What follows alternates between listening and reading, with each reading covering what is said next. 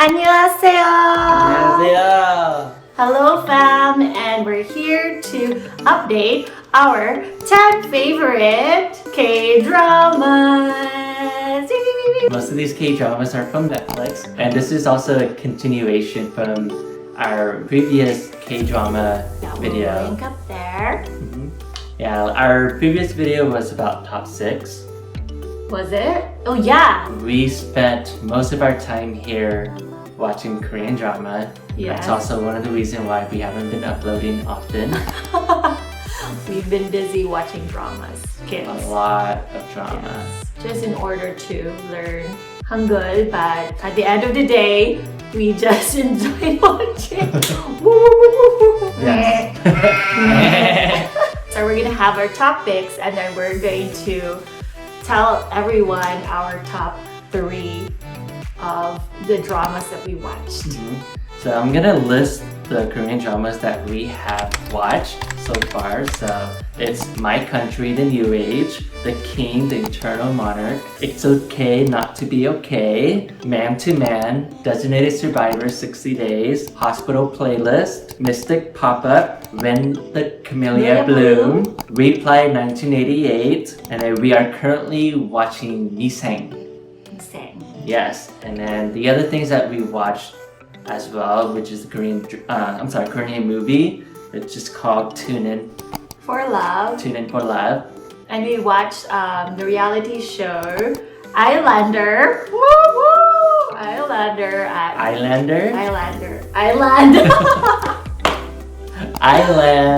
Wiki.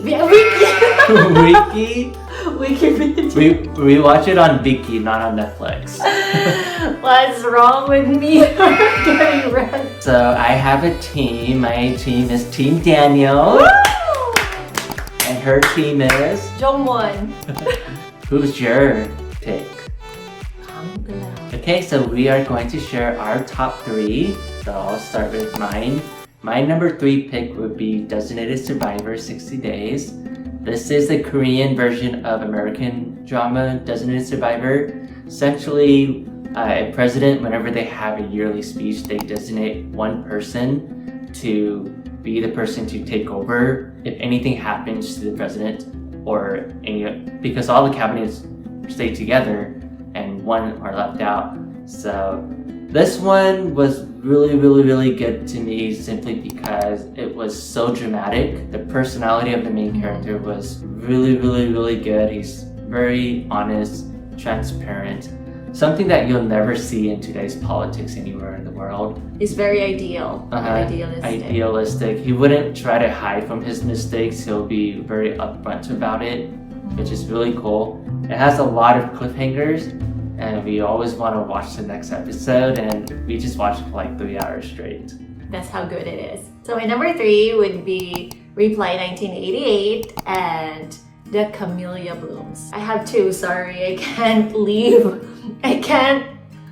them because they're both really good. For me, they're both have really good story. Let me start with Reply 1988 first. It was recommended by Dale. It is about family. It is very like old school, and I like how the story is, how the characters evolved, and how realistic the culture or how the parents and children react to each other.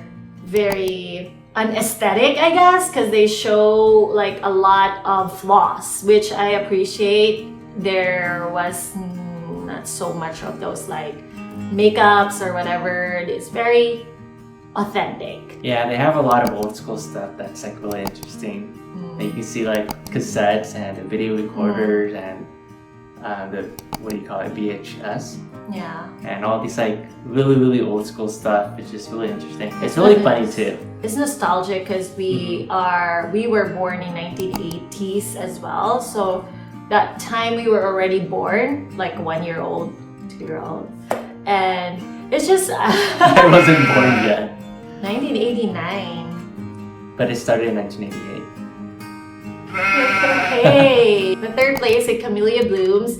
It's very good. I love it. If you're into, why are you shaking your head? If you're into it's not suspense, but I love how cliffhanging and the episodes were. It always has that who the killer is kind of cliffhanging, and I just really want to know who the killer was. I think it was very engaging. We will often guess who the killer would be. Yeah, and it would always win. And I would win. I did know the killer on like what?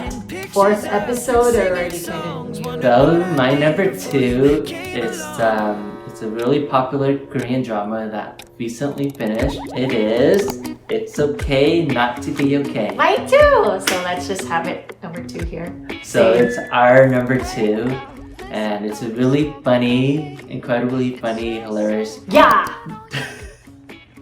사랑해! Yeah! It's really, really funny. It's different. It's completely different because it's not like the rich guy and the poor girl typical kind of thing. It's actually a strong woman. Crazy strong woman that you would initially not like. Yeah. Normally it would be the main character and a really nice and gentle lady that works as a little assistant nurse or something, or front desk. But this is completely different. Yeah, it's switched. I really love the brothers, half brother, the older brother, Mangtae? Mangtae is a little dumb. Oh. Oh my gosh, I forgot his name. Is it Kangtae or Sangtae? Sangtae! Oh no, so bad. Sangtae, yeah. Such a great actor. He was in Camellia Blooms too. That's why I also like really was stunned by how his performance were in It's Okay Not to Be Okay. It was like so opposite. It was like wow. He actually really made the story and the character alive. It was really good. Super. He is one of the reasons why we like the drama. Not just the love story. I know that both the character Sang Hye and what's her name again? The girl? Ko Moon-young? Yeah, Ko Moon-young. So Ko Moon-young and both of them are really attractive main characters, and I know that they've like everyone around the world might have been already watching and like really crazy about the drama, and very popular among a lot of my friends. They know the reason. I think I don't need to explain. They're just like, why is it not number 1? They're gonna question this, but again, you can always be your number 1. But if you haven't watched this, it's a really, really good drama. It has a lot of emotions. So watch the drama. My number 1 so far, my all-time favorite of this year is My Country, The New Age. It's my style and it's super old school. It's swords and bows and boards, and it just got a lot of action to it. I love the story. It's characters really great, very heartfelt, and I really, really enjoyed it. I want to watch it over and over again, and it just has a lot of fighting scenes to it, but she covered her eyes most of the time. The bromance was so good, like the relationship between the main guy and the second guy was just like amazingly touching. I cried actually on this drama too. It was so good. Yeah, the ending was so sad too. Don't say you're spoiling! I didn't spoil anything. Did I spoil anything? I didn't spoil anything. So my number 1 would be Designated Survivor. You already told that it was his number 3. But again, we're kind of like the opposite. I'm not into the super killing, but I do like the story of My Country. But for me, it's Designated Survivor because again, of that reason that he said earlier, and I was just so hooked by it. It was very entertaining, very short, but the the timeline, or like the 30, how long is per episode? Like an hour. It's really good, and it's just enough for you to like want to watch the next episode. Yeah, it's got a lot of cliffhangers. Okay, so I do want to give a honorable mention to one Korean drama. It's called The King, the Eternal Monarch. That's your honorable mention. Yeah, that could have been my favorite. The concept of this Korean drama is really interesting. It's like a two-dimensional parallel universe. Yes, two parallel universe. And just one side is the current Korea, and the other side is still have a monarch. They somehow defended itself against the colonial Japan, and they still maintain their one country. It's not just North and South, and they still have a monarchy there. And it's really interesting because it's very similar to what Great Britain is doing, or the United Kingdom. They have monarchy there as well, but they're totally separate from politics. The only one reason why I happen to not like it so much is the ending.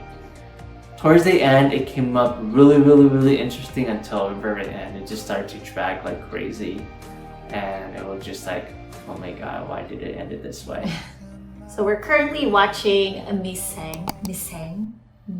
I like the drama because there is the cultural, co-workers, bosses, hierarchy, unfairness, political drama, favoritism, a lot of unfairness that's happening, emotions here and there, drama here and there. It was very intense. It's not as intense as the Doctor Playlist. The Hospital Playlist was also really good, but this one has like human feeling of survival, kind of like it's intense, like people would like walk over people kind of thing, which is so unfair. There is a lot of unfairness. I cried so many times already on this drama.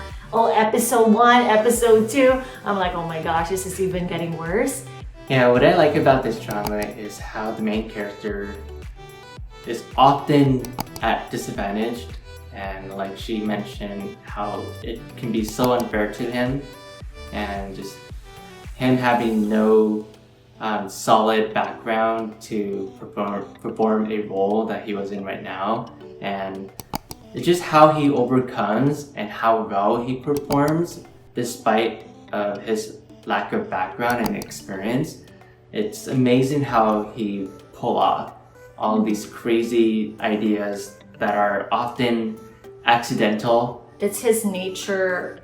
He's really naturally smart. It's just that he didn't have the opportunity to go to college, and he had a lot of like family unfortunate happenings, which is very relatable. Like your blood can boil, your blood can cry. It's so relatable, so good. I think that if I'd finish it, it would be my number 1 pick. So watch the drama. You won't regret it.